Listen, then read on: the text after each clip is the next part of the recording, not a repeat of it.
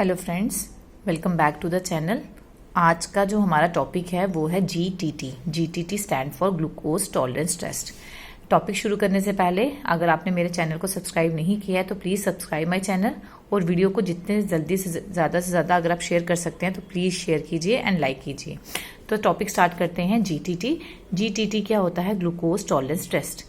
Means glucose को tolerate करने की, कितना टॉलरेट कर सकता है हमारी बॉडी ग्लूकोज को, उसका एक टेस्ट किया जाता है। इस टॉपिक में आज हम जो डिस्कस करने वाले हैं वो है पर्पस, किस चीज़ के लिए हम इसको टेस्ट करते हैं, इसका करने का तरीका क्या है, प्रोसीजर, इसकी टाइप्स क्या क्या होती हैं, क्लिनिकल सिग्निफिकेंस, इसकी नॉर्मल वैल्यूज और प्रिकॉशंस क्या क्या लेने चाहिए। तो आज के टॉपिक में हम ये सब कवर करेंगे। तो शुरू करते हैं। ग्लूकोज टॉलरेंस टेस्ट, ठीक है, जिसको हम OGTT भी कहते हैं। OGTT means oral glucose tolerance means जो ग्लूकोज है वो ओरली पेशेंट को दिया जाता है।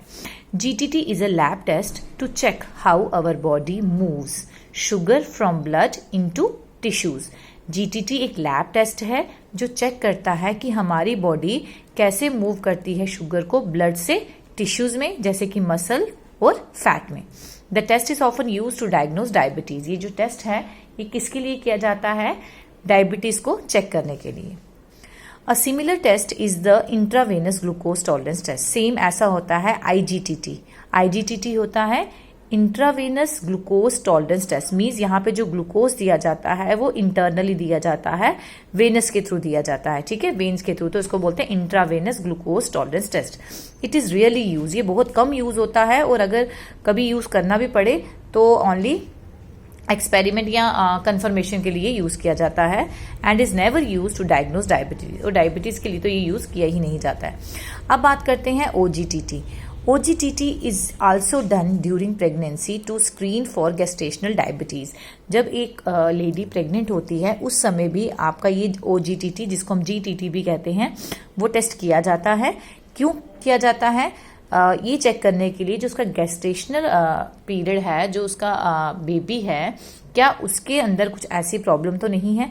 गेस्टेशनल डायबिटीज हो गई diabetes that develop during pregnancy. Pregnancy के दौरान कई पेशेंट्स को डायबिटीज हो जाती है, तो वो चेक करने के लिए कब चेक किए जाते हैं? 24 to 28 वीक्स, जब पेशेंट को प्रेगनेंसी के हो जाए तब ये चेक की जाती है। तो यहां तक क्लियर है कि जीटीटी क्या है? एक लैब टेस्ट है जो चेक करने के लिए किया जाता है कि जो हमारी बॉडी है वो शुगर को किस तरह से मूव करती है ब्लड से टिश्यूज में, ठीक है। दो तरह के टेस्ट होते हैं, एक IGTT भी होता है, इसको इंट्रावेनस कहते हैं, और ये कभी यूज नहीं किया जाता है। OGTT हम प्रेगनेंसी के टाइम करते हैं गेस्टेशनल डायबिटीज को चेक करने के लिए। गेस्टेशनल डायबिटीज क्या होती हैं? वो डायबिटीज जो प्रेगनेंसी के दौरान डेवलप होती हैं।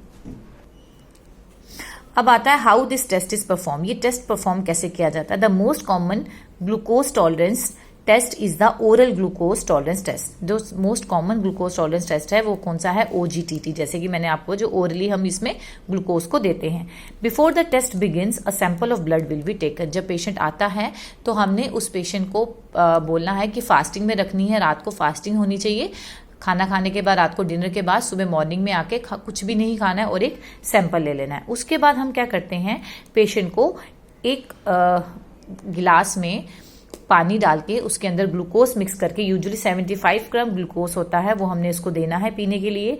और जब 75 gram glucose in water mix करके जब हम उसको देंगे वो पी लेगा, उसके आधे घंटे के बाद हमने उसका सैंपल लेना है। उसके बाद फिर वेट करना है, फिर आधे घंटे के बाद एक और सैंपल लेना है, फिर वेट करना है, फिर एक और सैंपल लेना है, फिर वेट करना है और फिर एक सैंपल लेना है। इस तरह से आपने कॉन्जिक्यूटिव 4 सैंपल्स लेने हैं, और इसको करने में आपको 2 से 3 घंटे लग सकते हैं। द टेस्ट में टेक अप टू 2 to 3 और सो पता चल गया टेस्ट कैसे करना है। पेशेंट को बोलना है कि रात की फास्टिंग रखे और नेक्स्ट डे मॉर्निंग में जब वो आए उसको फास्टिंग में उसका एक सैंपल लेना है। सैंपल लेने के बाद उसको ग्लूकोज देना है पीने के लिए, पानी में मिक्स करके। ग्लूकोज पीने के आधे घंटे के बाद उसका एक सैंपल लेना है। सैंपल लेने के बाद आधे घंटे उसको बोलना वेट करना है, फिर आधे घंटे के बाद फिर सैंपल लेना है। ऐसे ही आपको आधे आधे घंटे के बाद 4 से 5 सैंपल लेने हैं, और इस पूरे प्रोसेस में 2 से 3 घंटे लग सकते हैं। अब बात करते हैं precautions to be taken while doing GTT test. GTT test करने के दौरान हमें क्या प्रिकॉशंस लेने चाहिए। पहला, patient should be instructed not to eat और drink anything except water for at least 8 to 14 hours. वही रात की फास्टिंग होगी तो सुबह जब आप मॉर्निंग में सैंपल दोगे तो रात से लेके मॉर्निंग तक आपने सिर्फ सिंपल पानी पी सकते हैं, बाकी और आपने कुछ नहीं लेना है। Patient should also be advised not to take any non-essential medication that can affect glucose metabolism at least 3 days before testing। अगर आपने सपोज करो जीटीटी का टेस्ट आपने थर्सडे को करवाना है, सो मंडे ट्यूसडे वेडनेसडे, ये 3 दिन आपने कोई भी ऐसी मेडिकेशन नहीं लेनी है जो कि आपकी बॉडी के ग्लूकोज के मेटाबॉलिज्म को अफेक्ट करे, जिससे कि रीडिंग चेंज हो सकती है 3 दिन पहले टेस्ट के। ठीक है। Do not eat high sugar food for at least 3 days before testing. Testing के 3 दिन पहले आपने हाई शुगर वाली चीजें नहीं लेनी है। Do not smoke for 24 hours before और ड्यूरिंग टेस्ट। जब आपने टेस्ट देना है, जैसे आपने कल टेस्ट देना है, तो 1 दिन पहले आपने कोई भी स्मोकिंग नहीं करनी है। Do not take alcohol. आपने टेस्ट से 3 दिन पहले कोई भी अल्कोहल नहीं लेना है। A patient should take high carbohydrate diet for 3 full days। जब पेशेंट ने टेस्ट करवाना है, टेस्ट से 3 दिन पहले ना उसने अल्कोहल लेना है, ना उसने शुगर की चीजें लेनी है, ना उसने स्मोक करना है। लेकिन हाँ, उन 3 दिन पहले उसको क्या करना है, रिच हाई कार्बोहाइड्रेट डाइट जरूर लेनी है। सो क्लियर है यहां तक कौन कौन से प्रिकॉशंस लेने चाहिए। अब आती है बात नॉर्मल जीटीटी की वैल्यूज की। ठीक है। बेसलाइन फास्टिंग, जब आप सुबह मॉर्निंग का सैंपल देते हो तब आपकी वैल्यू 70 to 110 mg पर डेसीलीटर होनी चाहिए। ग्लूकोज पिलाने के 30 मिनट के बाद जब सैंपल लेते हो उसकी जब टेस्टिंग करोगे तो उसमें 110 to 170 mg पर डेसीलीटर वैल्यू होनी चाहिए।